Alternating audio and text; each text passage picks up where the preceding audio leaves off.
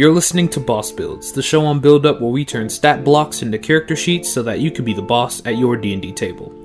Be sure to watch the video all the way through, comment down below on how you would make today's build, and like and subscribe to keep your feed bossed up.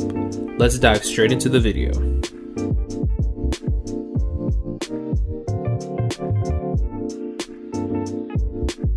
So first, let's go ahead and open up the stat block for the Ancient Deep Crow. As you can see right here, it has an 18 natural armor class, 187 hit points, and a 20-foot walking speed with an 80-foot flying speed as well. It has a 23 in strength, a 16 in dexterity, a 23 in constitution, a 10 in intelligence, a 15 in wisdom, and a charisma of 19. For saving throws, it has plus 11 in constitution and plus 7 in wisdom. For skills, it has perception and plus 7 in stealth and plus 13. And then it has bludgeoning, piercing, and slashing damage, resistance from non-magical attacks. It has blind vision of 60 feet, or blind sight, dark vision, and passive perception of 17, and it speaks Deep Crow as well.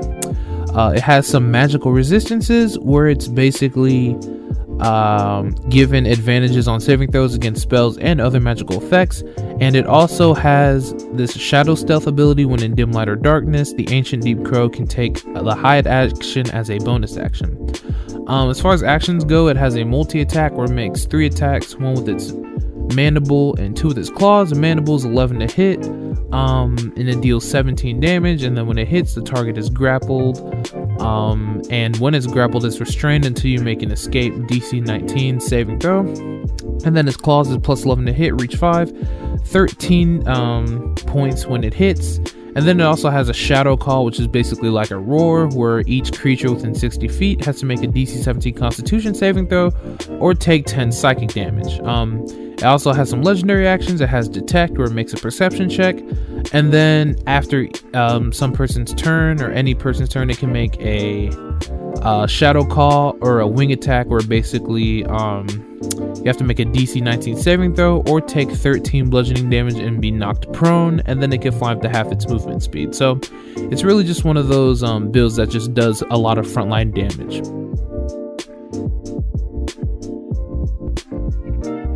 So with the preparations out of the way, let's go ahead and get into today's build.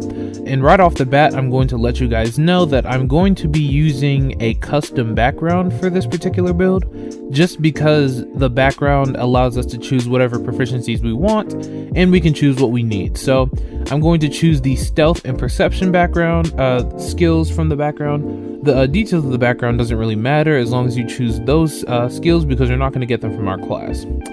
For our ability scores, I went for point buy, and I did 14 in strength, 13 plus 1 in dexterity, constitution will be 14, intelligence will be 10, wisdom will be 10, and charisma will be 12 plus 2.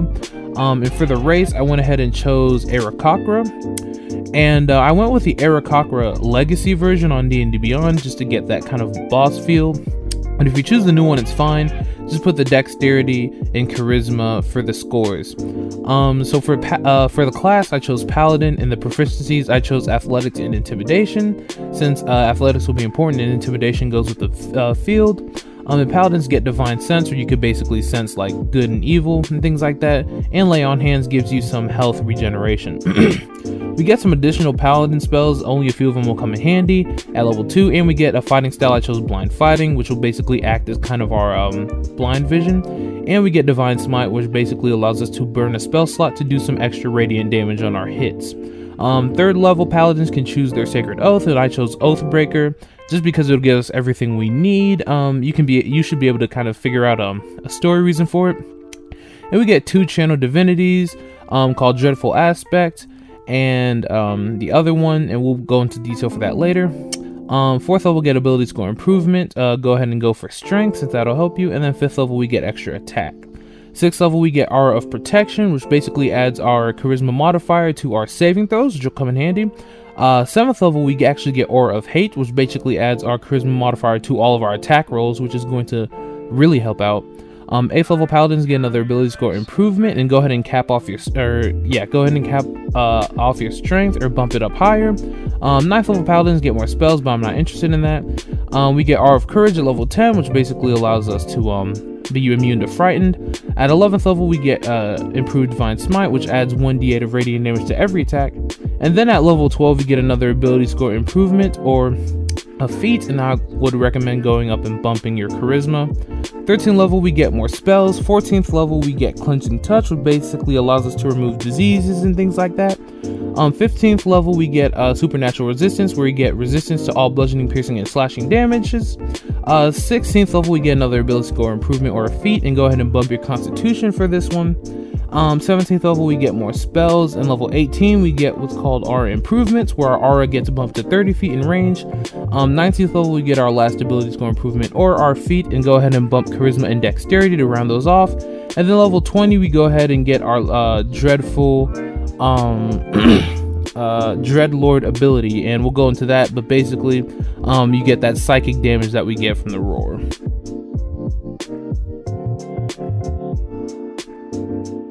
Alright, so I know we went through that level 1 to 20 build kind of quickly, so let's go ahead and take some extra time in the dissection to kind of get into the strengths and weaknesses of this build.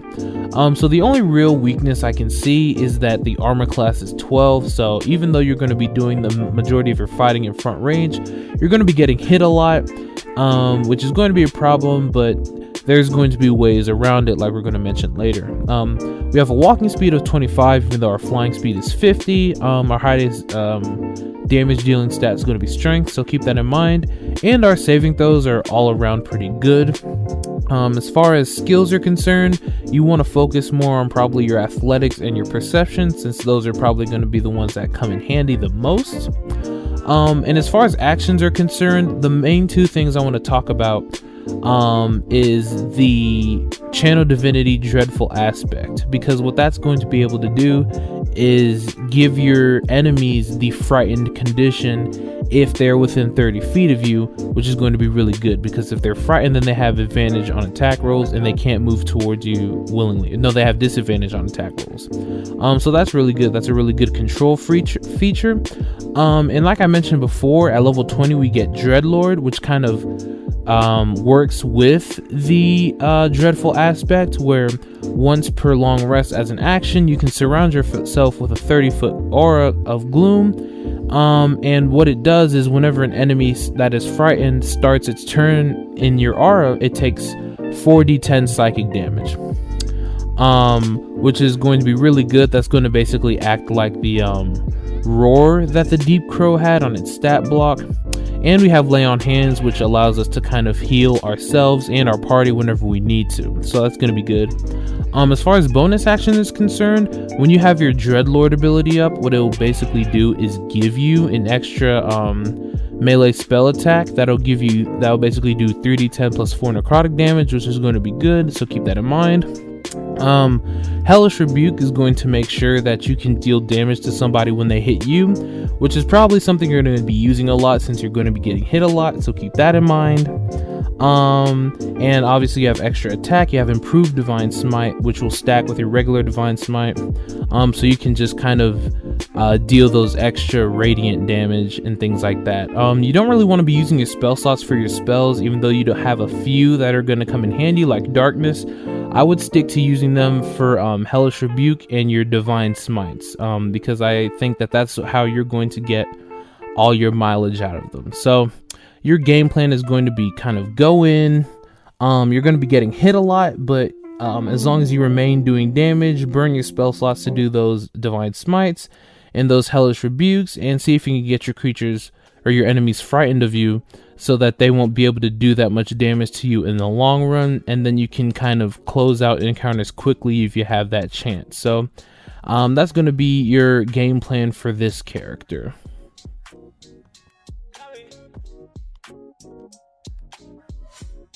So in conclusion, I think that this build is very powerful. Obviously it has that big weakness with the armor class, but what I like about the build is that it's so offensively focused, and I think that given that, it will be kind of easy to come up with like a good background that kind of falls into the Oathbreaker category. I like the kind of flavor idea of an Aarakocra that's kind of like not necessarily evil, but like jaded. You could kind of play around with that. You could have kind of like a hawk or like a raven or that type of deal. And as far as like the class, I love the Oathbreaker. I love everything it gives us, from the Aura of Hate, which gives us basically extra damage on our attacks. We get Dreadful Aspect. It really gives that like scary feel, which I think that is a big thing that the stat block portrayed. So overall, I like this build. I think it's really fun.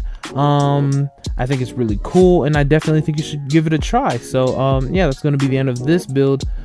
Thanks for watching. Like, comment, and subscribe, and I will see you guys later. Peace.